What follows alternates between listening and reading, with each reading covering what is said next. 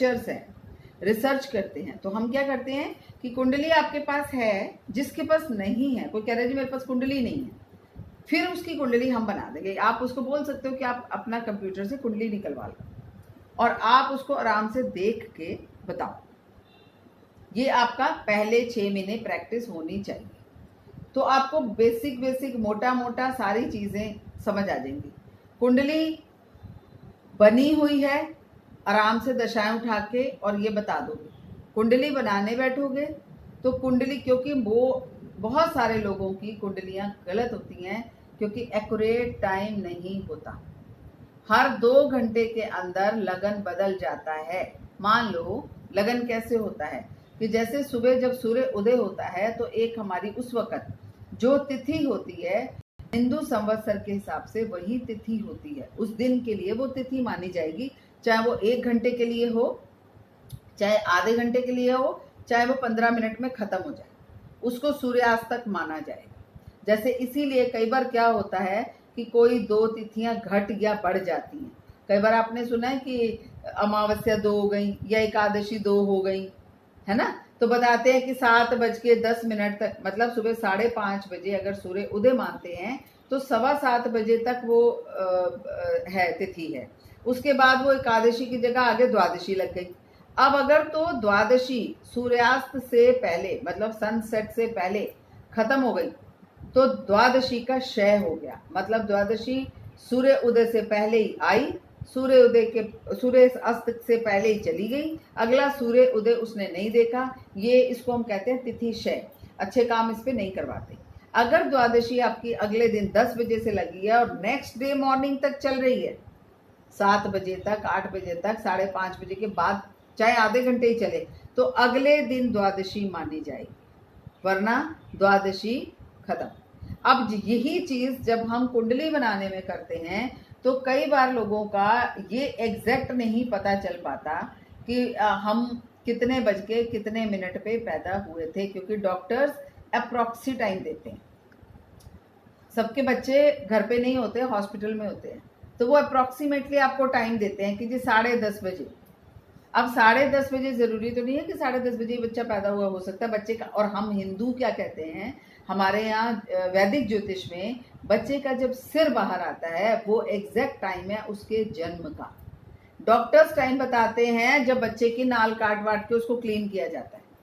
तो कितना फर्क आ गया, आधे पौने घंटे का फर्क आ गया ना। आधे पौने घंटे में ही लगन बदल गया। मतलब जब सूर्य उदय हुआ तो मान लो सिंह लगन था, और उसके बाद आ गया कन्या लगन 2 घंटे, 2 घंटे के बाद कन्या, 2 घंटे के बाद फिर आ गया आपका तुला, फिर 2 घंटे के बाद आ गया आपका आगे वृश्चिक, फिर 2। अच्छा, अब डॉक्टर से गड़बड़ क्या हुई कि वो हुआ तो है बेचारा वो सिंह लगन में, डॉक्टर ने कह दिया कि इतने बज के इतने मिनट पे है, तो आपने लगा दिया कन्या लगन का। अब सारी जिंदगी उसको कन्या लगन पे ही देखोगे आप। जब आप कुंडली बनाते हो तो ये आपकी जिम्मेदारी बनती है, लेकिन कुंडली कोई लेकर आया है और वो ऑलरेडी जिंदगी में, अब आपके पास कोई पैदा होता बच्चा तो आएगा नहीं कि जी मैं क्योंकि 12 साल तक हम नहीं देखते कुंडली, ये भी ध्यान रखिए, नोट कर लीजिए, दिमाग में बैठा लीजिए। पहले 4 साल बच्चा माता के पुण्य कर्मों पे जीता है, अगले 4 साल बच्चा पिता के पुण्य कर्मों पे जीता है, उसके अगले 4 साल बच्चा अपने पिछले पुण्य कर्म जो वो लेकर आता है उस पे जीता है, और 12 साल के बाद बच्चा अपने कर्म खुद बनाता है। इसलिए जो भी कुंडलियां हम देखते हैं या चेक करते हैं, बच्चों की कुंडलियां नहीं बताते। जैसे अंकुर मुझे कह रहा था कि मेरी डॉटर का मैंने किसी को दिखाया था, मैंने कहा आपकी डॉटर कितनी बड़ी है, उन्होंने कहा जी मेरी डॉटर 5-6 साल की है। मैंने कहा ये आपने क्या किया, क्यों दिखाया आपने? कहते नहीं हाँ बिल्कुल नहीं दिखाना है, देखना ही नहीं चाहिए। मैंने कहा और देखने वाले को भी हेड्स ऑफ। उसने कहते नहीं, उन्होंने मेरे को डांटा था, मना करा था कि आप बच्चे की कुंडली क्यों दिखा रहे हो। कोई भी अच्छा ज्योतिष एस्ट्रोलॉजर 12 साल तक किसी भी बच्चे की कुंडली को हाथ नहीं लगाएगा, नहीं देख सकते। हमेशा 13 साल के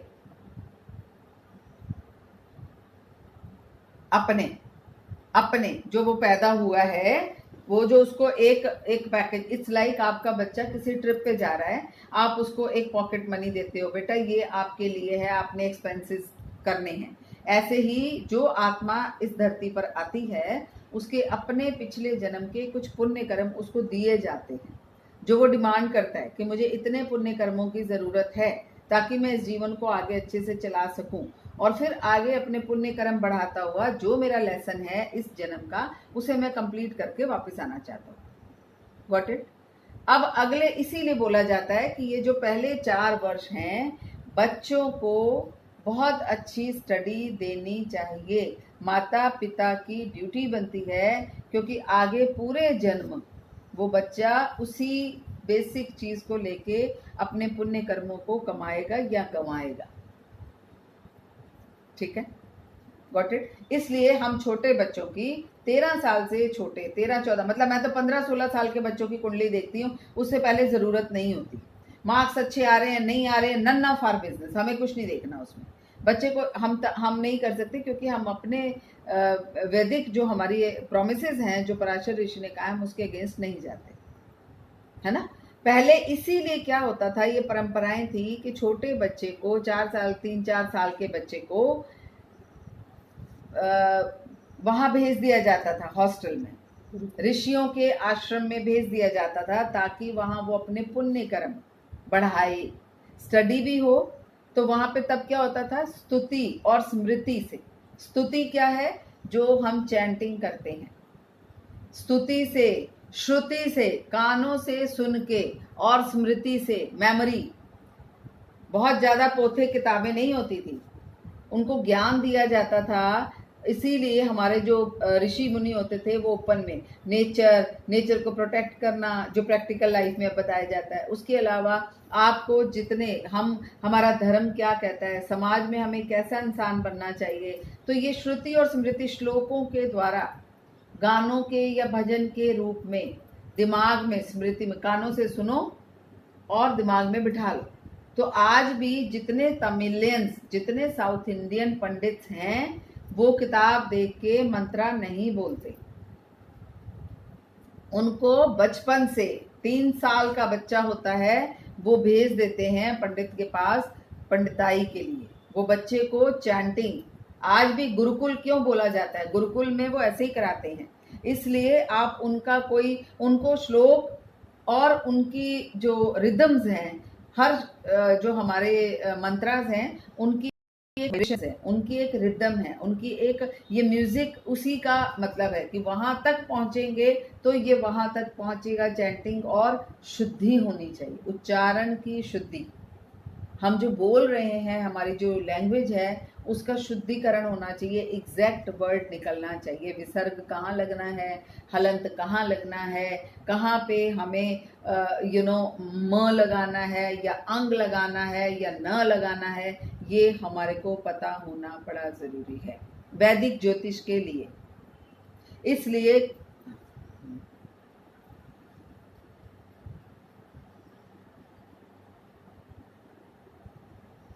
वो शुद्धिकरण है, वो शुद्धिकरण है।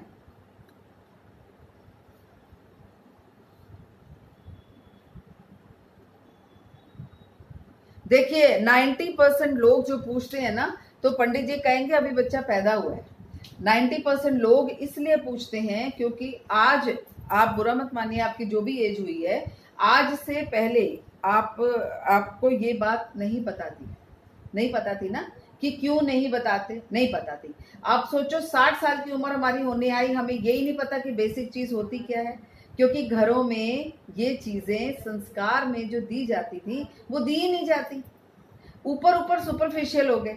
हमारे यहाँ बचपन से घरों में ये चीजें बताई जाती हैं कि जब पंडित जी आएंगे, जैसे बच्चा, क्योंकि बच्चा पेट के बाल लेके पैदा हुआ है, बच्चा गर्भ में जो था, गर्भ की चीजों और शुद्धिकरण होना जरूरी है, क्योंकि ये बोला जाता है ये सूतक है आपके घर में। जैसे किसी की यहाँ डेथ होती है, पातक है, ये सूतक है। तो सूतक का मतलब है शुद्धिकरण नहीं है। शुद्धि जब तक नहीं होगी, हम पूजा पाठ, वो जच्चा पूजा पाठ, उस घर के लोगों को पूजा पाठ नहीं हो सकता जब तक ब्राह्मण आके वहां पे हवन करके। अब ये क्यों जरूरी था? पहले आज भी गांव में भाग के हॉस्पिटल्स में नहीं जाते बच्चा करने, दाई को बुलाते हैं, अपने घर में ही बच्चा कराते हैं, क्योंकि वो मानते हैं कि बाहर बॉडी को या क्योंकि ओपन होता है ना गांव वगैरह में, तो कोई ना कोई ऐसी चीज या कुछ या bacterias you will catch up. इसलिए जच्चा को अंदर ही रखा जाता है। नीम के पत्ते लगाए जाते हैं, नीम की छाल बिछाई जाती है, किसको खत्म करने के लिए? बैक्टीरियाज को किल करने के लिए। Getting it? ठीक है। चप्पल जूता नहीं आएगा, आंगन पुता हुआ होगा, मिट्टी लगी होगी, मतलब अर्थिंग होगी उस पे, ठीक है। अजवाइन होगा और बड़ा बेयरली, मतलब बहुत ठंडा पानी और ये सब नहीं होगा। गर्मियां हैं तो मटके का पानी होगा, पंखा हाथ का चलाएंगे ताकि सौंठ का पानी, आपको अजवाइन का पानी, ये सब दिया जाता है। गुड़ खिलाया जाता है, गुड़ और अजवाइन पिलाया जाता है आपको। क्यों? ताकि प्योरिफिकेशन हो। गुड़ में जितने एंजाइम्स हैं, one of the best thing, your blood को प्योरीफाई करता है। अजवाइन गैस्ट्रिक नहीं होने देता, जोड़ों का दर्द, आर्थराइटिस, ये सब नहीं होने देता। सौंठ आपके स्टमक को बहुत क्लियर रखता है। इसलिए गांव में और शहरों में ये चीज एक बात। दूसरी चीज कि वहां पे आपने बच्चे के बारे में पूछ लिया और कोई जाके टेवा बनवा लाया, इसलिए वो अब शुद्धिकरण क्या है? क्योंकि वहीं पे डिलीवरी हुई है, वहीं पे किसी भी तरीके का कोई भी बैक्टीरिया इतनी हिफाजत करने के बावजूद भी रह गया है, और फैमिली या जच्चा या बच्चा या माँ के लिए या बच्चे के लिए कोई परेशानी खड़ी करेगा, वहाँ शुद्धि होनी जरूरी है। हवन में जो सामग्री डाली जाती है और कितना कपूर जलाया जाता है, देसी घी जलाया जाता है, ये सब, और गाय के गोबर से लिपा जाता है उस जगह को, ये क्यों किया जाता है? टर्मरिक भी होती है, हल्दी, बहुत गेहूं होता है, हल्दी होती है, ये सब क्यों होता है? एंटीबायोटिक्स। और इसलिए आप देख लीजिए, चाहे वो बच्चे कहीं भी घूमते रहें, उन बच्चों को कभी कोई प्रॉब्लम नहीं होती। This is the basic reason.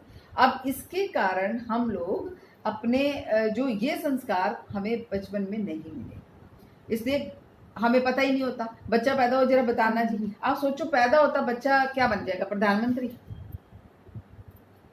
पहला चीज ये होनी चाहिए कि बच्चा जब, और पंडित जी को, फिर देखो पंडित जी को हम कुछ कह नहीं सकते, उनको लगता है कि यजमान के घर आए हैं, नहीं बताएंगे तो कुछ तो बोलना ही है। हालांकि ये गलत है। अच्छे ब्राह्मण, अच्छे आचार्य, अच्छे पंडित, अच्छे ज्योतिष मना कर देंगे कि अभी नहीं, जब समय आएगा तो बताएंगे। हाँ, मूलों में कोई पैदा हुआ है, कोई गंडांत में पैदा हुआ है, गंड मूल है, तो उसकी पूजा 40 दिन के भीतर करा दी जाती है, ताकि ये ग्रह बच्चे को तकलीफ ना पहुंचाए। बस इतना ही देखते हैं, इससे ज्यादा नहीं देखते। बड़ा होकर कलेक्टर बनेगा कि चोर बनेगा कि बैंकर बनेगा, इन्वेस्टमेंट बैंकर बनेगा, ये सब बताने की जरूरत नहीं है, ठीक है। मोटा हम क्या देखते हैं कि क्या बच्चे की आयु पे, क्योंकि उस वक्त एज की जरूरत होती है, हेल्थ की जरूरत होती है, मदर फादर की, इसलिए उनको देखा जाता है कि क्या बच्चे के होने से क्या कहीं मूलों में तो नहीं हुआ, गंडांत तो नहीं है। अगर गंड मूलों में हुआ है तो कहीं ऐसी चीज तो नहीं है कि माता या पिता या घर के मामा या मामी या दादा या दादी के ऊपर कोई ऐसी चीज आ रही है, उसकी पूजा उसी वक्त साथ में करवा देते हैं। उसके अलावा कुछ नहीं बताएंगे। बच्चे का भविष्य क्या है वो सिर्फ उसकी एज पे ध्यान रखते हैं कि बच्चे का इस वक्त उसकी आयु, और मैंने जैसे आपको कहा कि पहले 4 वर्ष बच्चे की आयु माता के पुण्य कर्मों से होती है। इसलिए जिन लोगों के मिसकैरेजेस बहुत होते हैं या संतान नहीं होती या होके खराब हो जाती है, उनको हम बताते हैं कि आप अपने पुण्य कर्म को बढ़ाइए, क्योंकि एक लेडी का पुण्य कर्म जो है सिर्फ उसकी संतान नहीं, पति के लिए, ससुराल पक्ष के लिए, अपने लिए, अपने बच्चों के लिए बहुत जरूरी है। क्यों ये हमारे यहाँ अहोई के व्रत रखवाए जाते थे कि अगर कभी कोई सिन हो भी गया तो कम से कम ये हो जाए कि भाई सही तरीके से रखा जाए।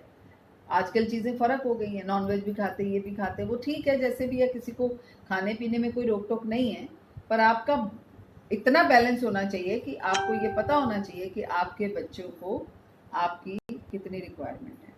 तो इसलिए कुंडली जो इसने बनवाई है, हाँ किसी केसेस में कोई कहता है आप हमारी कुंडली बना दो, तो एक्यूरेट टाइम लीजिए। इसीलिए बहुत सारी प्रेडिक्शन सही नहीं होती।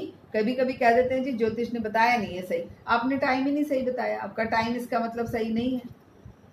जो टाइम पे आपने कुंडली बनवाई है और कंप्यूटर पे 0 से नीचे वो नहीं जाता, हम 0.99% तक चले जाते हैं। कैलकुलेशन जब करते हैं ना तो पूरा निकालते हैं कि कहाँ बैठा है वो ग्रह का और कहाँ से उसकी दृष्टि है और किस भाव पे वो ज्यादा काम कर रहा है ना।